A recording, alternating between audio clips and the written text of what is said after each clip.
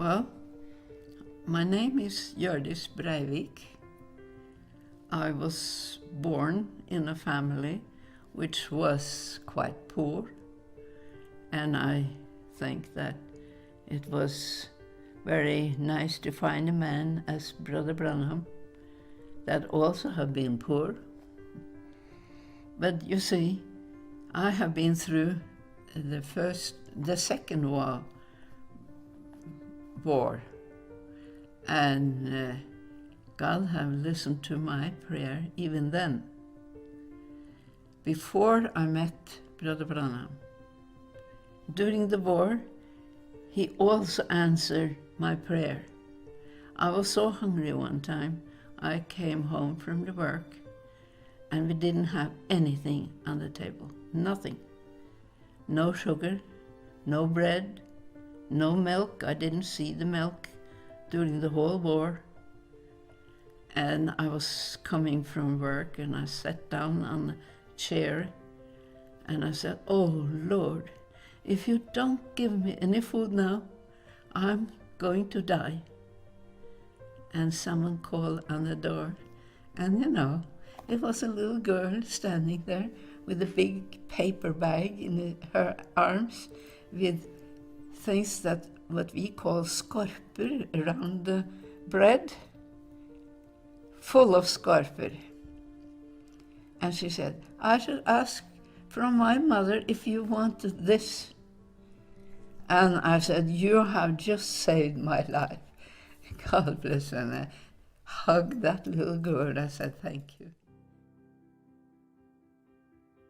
I am from Norway.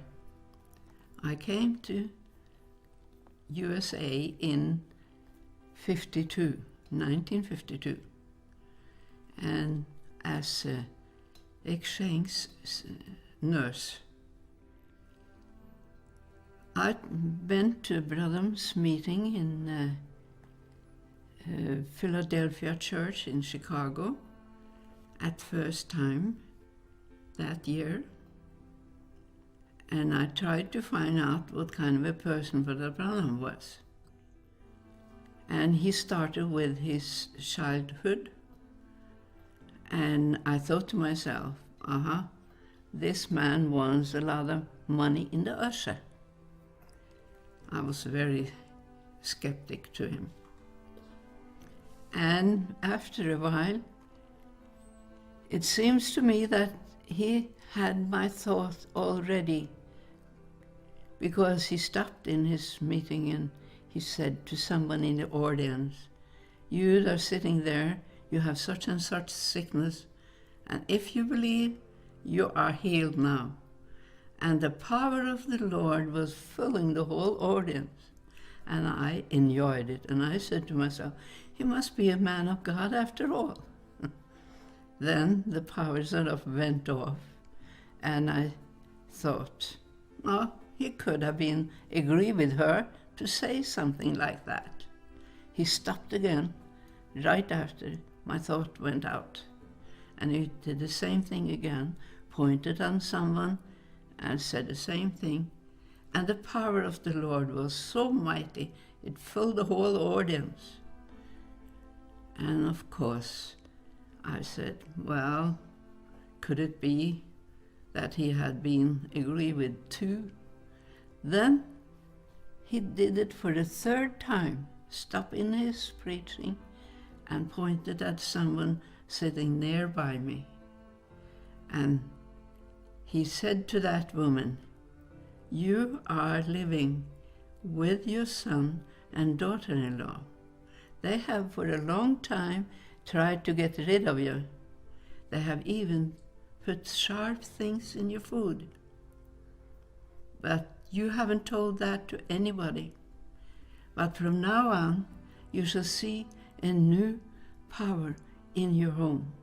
Because those two are in a meeting, not here, in another meeting, but they are giving their souls to the Lord. And from now on, you shall see that you have peace in your home." And I can see her reaction. She started to cry of joy, of course. But then I said to myself, this man is a prophet for our time. I tried to reach Brother Branham as wherever he was, so I had at least 4 meetings later on. One of them was when he was stepping backwards from the pulpit, and a voice said, "This is not Branham that is speaking, that is I, the Lord. I am only using his voice cord." I went to more of his meetings, and I went to one of them when I was in the prayer line. And he was asking for whom has number 1. Nobody answered. And then he said, then I had to say 25, 26, and 27. And 2 in the back of me stood up. So I had to look at my prayer card, and I had number 1. I didn't want to be number 1 because I knew I had to stand up there for quite a while before he started to pray for the sick. But I went up there and I said to the Lord, please let me not get so nervous. All the people in the audience is looking at me. And I felt I was surrounded by peace. After a while, he had spoken for at least a quarter of an hour while I was standing there. Then he said, look at her, how peaceful she stands there. And he said, now you can come forth, because now is the pillar of fire here.